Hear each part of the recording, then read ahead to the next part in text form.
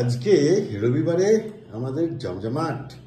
হ্যাঁ, আজকে আমার রান্না থেকে ছুটি দিয়েছে। আজকে গৈরিকাকে পুরো রান্না থেকে ছুটি দিয়েছে। যা सिमरन जा जिले अपनी जिंदगी ऐश कर ले কি এটা কি চাউমিন। यस, এই চাউমিন আর নুডলসের তফাৎ জানো কি? চাউমিন হচ্ছে সরু, যেটা সরু সরু হবে এরকম, এগুলো হচ্ছে চাউমিন। আর যেটা মোটা ওটা হচ্ছে নুডলস। আমি গ্লাস নুডলস অর্ডার দিয়েছি, নতুন শিখেছে এটা অ্যাপ্লাই করে দিল আমার উপর। না না, গ্লাস নুডলস অর্ডার দিয়েছি কিন্তু পাচ্ছি না কোথাও, জানো তো। ওটা আরো বেশি মোটা হয় এবং বেশি ভালো কোয়ালিটি পাওয়া যায়। তো এটা হচ্ছে কি এগ চাউমিন, এবং এটা কি হচ্ছে চিকেন চাউমিন।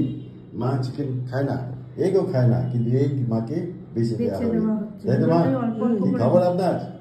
আছি ভালো। আর মা বলেছে আমি বিরিয়ানি খাবো না, আমি খাবো পোলাও। সামনে রবিবার পোলাও আনবে। আচ্ছা ঠিক আছে, তাই নিয়ে আসবো মিষ্টি পোলাও উইথ মাটন।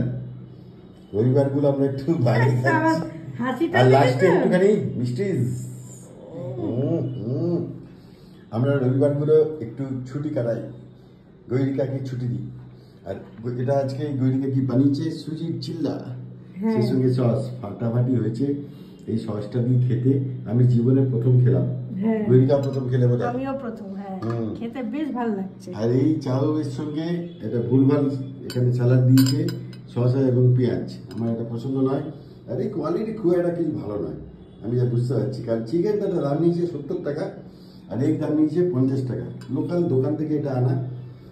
ওই আর কি, হ্যাঁ চলে যায়। আজকে দুবেলাই মানে এত লোকাল দোকান থেকে হচ্ছে, চলে গেছে আর কি, ওই চালিয়ে দেওয়ার মতো, চালিয়ে দেওয়ার।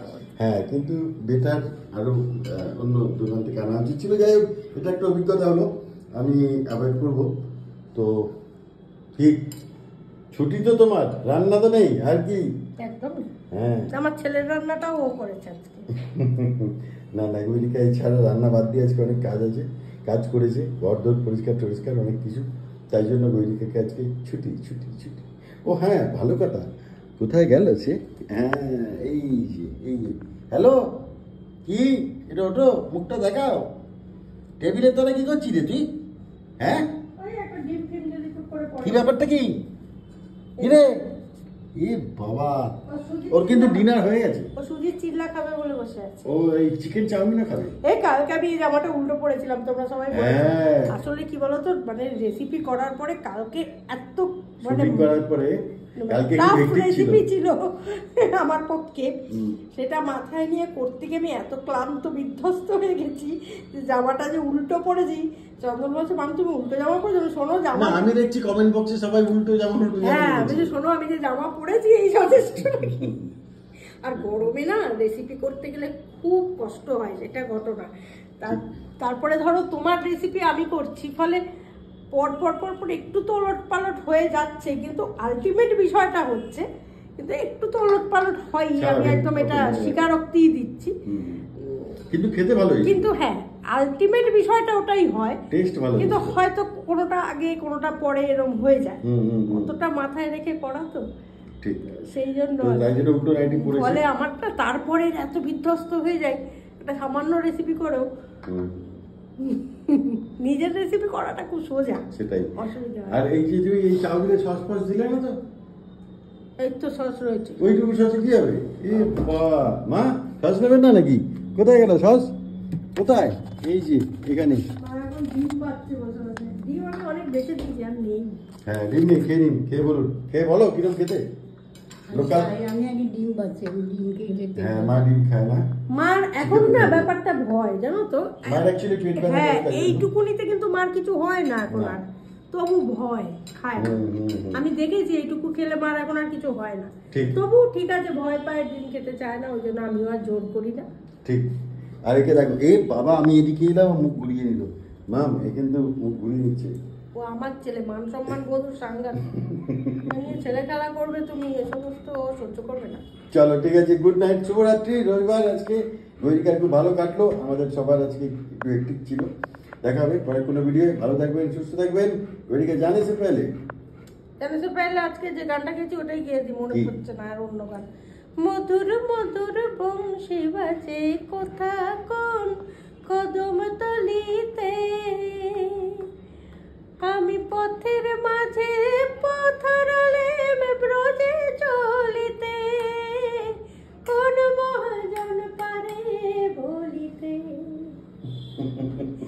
মধুর মধুর বংশী বাজে কোথা কোন কদম তলিতে, মধুর মধুর বংশী বাজে কোথা কোন কদম তলিতে। এরকম ক্রিটিক নিয়ে 24 ঘন্টা যদি কেউ পড়ে তার যে কি দুর্গতি। সারাক্ষণ 24 ঘন্টা গান শুনলেই মা ক্রিটিসিজম করার জন্য রেডি। একটা গল্প আছে ক্রিটিসিজম নিয়ে বলাতে মনে পড়লো যে আজকাল এই ঘটনাটা খুব ঘটে প্রত্যেকের সঙ্গেই, ইউটিউবে বিশেষ করে। একটা অনুষ্ঠানে আমি যাইনি, যথারীতি যেতে পারিনি, অসুস্থ ছিলাম, রবীন্দ্র সদনে ছিল অনুষ্ঠানটা। তো আনন্দবাজার পত্রিকারই এক সাংবাদিক, আমি নাম বলছি না এই মুহূর্তে, তিনি সমালোচক ছিলেন নাম করা। তার কোনো কারণে হয়তো একটু আমার বাবার ওপর রাগফাগ ছিল বা কিছু, যাই হোক, তিনি অনুষ্ঠানটায় শেষ অবধি থাকেনি, জাস্ট ঢুকেছেন, কিছুক্ষণ থেকে বেরিয়ে এসেছেন। এবার সবার সম্পর্কে খুব ভালো ভালো লিখেছে, লিখে আমার সম্পর্কে লিখেছিল গৈরিকা আজ আশানুরূপ গান গাইতে পারেনি, মনের ইচ্ছে পূর্ণ হলো না, এরকম একটা দুটো লাইনই লিখেছিল। এবার বাবা তো দেখে রেগে বাড়ি থেকেই ফোন করে বলছে তুমি এটা কি করলে? বলে কি কেন সুজনদা, আমি আমার ভালো লাগেনি তাই লিখেছি। বলছে তোমার ভালো লাগবে কি করে, আমার মেয়ে তো গানই গায়নি, ও তো যাইনি অনুষ্ঠানে, তুমি বলে দিলে। বলছে সুজনদা আমার খুব অন্যায় হয়ে গেছে, আমি আসলে নামটা দেখে দেখে না করে দিয়েছি। করে দিয়েছো তুমি, খারাপ লিখেছো সেটা বড় কথা না, খারাপ গাইলে খারাপ লিখবেই, কিন্তু ও তো যাইনি অনুষ্ঠানটায়, তুমি কি করে লিখে দিলে? এই ধরনের একটা বাচ্চা মেয়ের সঙ্গে এসব নোংরা রাজনীতি করছে বলে খুব রেগে গেল। এখন আমরা প্রতিনিয়ত এর শিকার হচ্ছি। এরকম বাবার মতো মানুষ যদি এখন থাকতো না, চাপকে সব ঠান্ডা করে দিত। চলো ঠিক আছে ভাই, দেখা হবে, সবাই শুভরাত্রি, গুড নাইট। এখন ট্রেন্ডিং এ আছে ডিভোর্স, দেখা হচ্ছে। মায়ের ভুলটা সঙ্গে সঙ্গে কুচকে গেছে, না এটা ট্রেন্ডিং এ আছে, মা সবাই করছে এখন শুরু থেকে। তো চলো দেখা হবে পরে video, tata bye, happy Sunday.